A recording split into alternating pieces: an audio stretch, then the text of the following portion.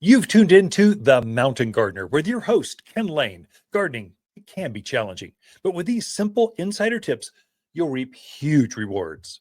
Now, let's tune into today's Mountain Gardener with Ken and Lisa. And we're back with Lisa Waters Lain. She comes and just shares her garden insight, what's going on in her own gardens, or what she's seeing here at the garden center, just kind of a different perspective on gardening. Lisa is an extraordinary gardener and with a lifetime of garden experience, just because, well, she was born and raised in the back shed here at the garden center. Her parents started back in 1960. Well, I'll say 70, 70, well, 60s. We're 60s childs, aren't we? Children. I'm not 60 yet. Oh, 60s child. 60s. Yeah. I didn't say your age out loud over the airwaves. That'd be like the ultimate insult. Oh my gosh. I'm glad you did. Oops. So married a lot of years. We've gardened a lot of different properties. We farmed at different places. We're just we've learned a couple things.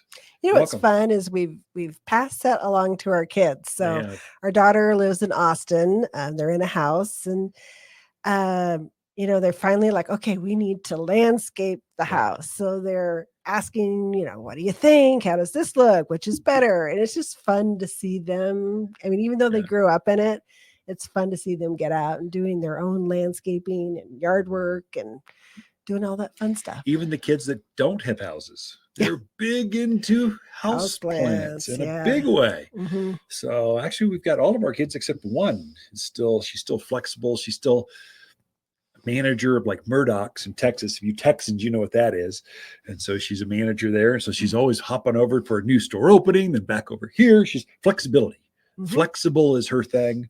Right. So she rents a very nice apartment overlooking the pool, but she still loves house plants. That's true. Big way. Yep. Yeah. So anywho, back to us. So when I started thinking about, I was inspired this week because we got so many beautiful things in. We've got geraniums and petunias and million bells and lobelia and lobularia. I mean, you name it, we got it in. Color. So I was very inspired when I came home one day and I looked at our pots and went, they're uninspiring. They're very uninspiring. So it made me think a lot of people, we get through winter, it's hard to keep those pots looking really pretty in the wintertime. I've got a few pansies that kind of are hanging out in there. But I realized I need to redo a lot of our pots. And it made me realize probably a lot of other people need to do theirs as well. And how do you do that? So sometimes it breaks our heart to pull out plants that are underperforming, shall we say, in those pots. But what I would say is it's okay. Pull them out. Maybe you can move them to another part of your yard if you want, but it's okay to throw them away. Or if you're really guilty, put them on a neighbor's porch or something. They're not puppy dogs. They're just last year's flowers. I mean, come on. We live in America, the greatest country that's ever existed. You could pay $5 and have fresh flowers. And sometimes you just need a redo. Even some of ours that have perennials in them, the perennials are they're getting tired in those pots. And it's just time. It's time to really freshen them up. So get the old stuff out first. Break up any. Sometimes when we pull things out, the roots of those kind of hang out in the pot still. You want to get rid of those. Oh, yeah. Definitely probably either bring in all new potting soil, especially if it's pretty old.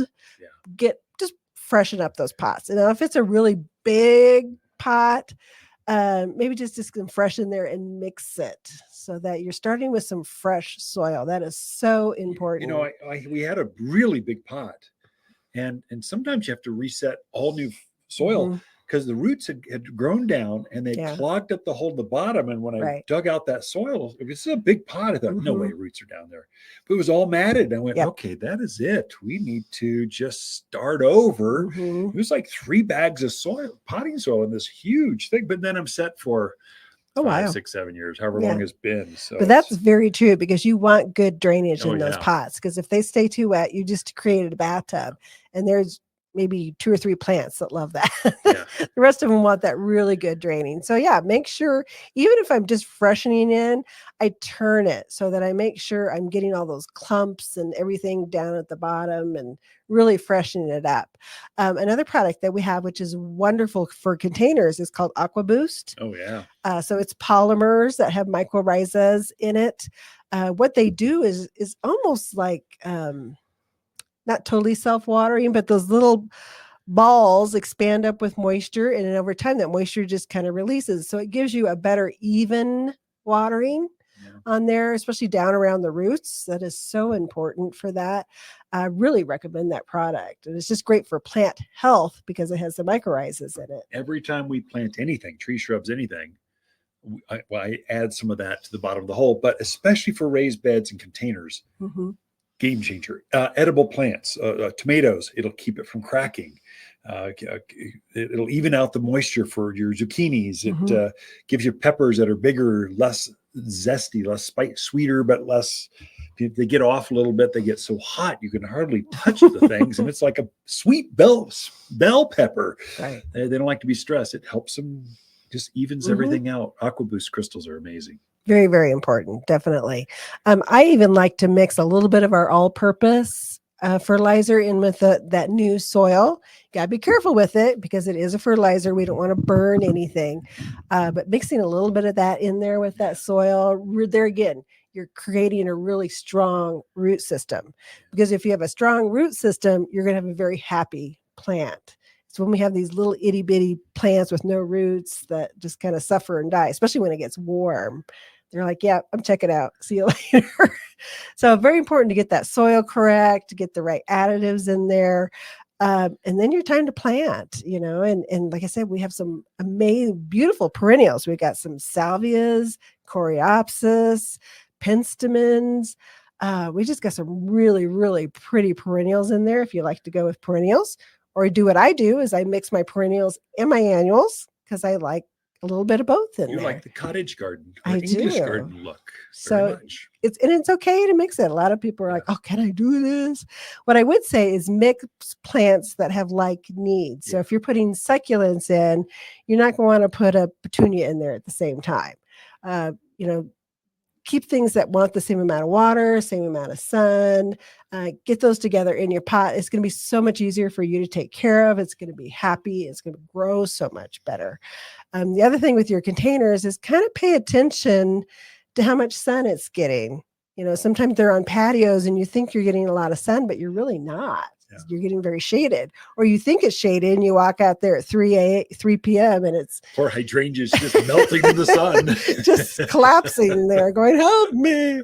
So kind of pay attention where you want to put those pots so that you can get the right plants in there, and then come talk to us. We can help you figure out the right plants to go into your containers. The other thing that I love to do, because I'm kind of a lazy gardener as well, is we have these beautiful hanging baskets in. Right now, we have the million bell baskets, some gorgeous petunia baskets, some geranium baskets that'll knock your socks off. And I just pop it out of that pot and I throw it right into my beautiful ceramic container. She does it all the time, folks. You'd think it'd been growing there for months, and no, it was potted like an hour ago. And it's just so easy. And it's you don't have to think about, well, how does this color look with this color? It's already done for you. Yeah.